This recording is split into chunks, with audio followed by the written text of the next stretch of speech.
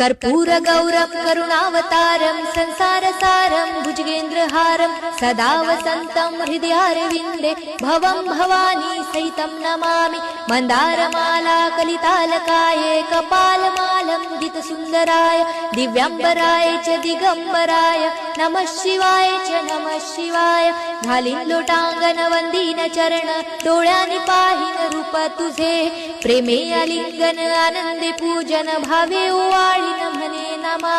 त्वमेव माता पिता त्वमेव बंधु सखा त्वमेव विद्या द्रविणं त्वमेव सर्वं मम देव। कायेन वाचा मनसेन्द्रियर्वा बुद्ध्यात्मना वा प्रकृति स्वभावात् करोमि यज्ञं सकलं परस्मै नारायणायति समर्पयामि।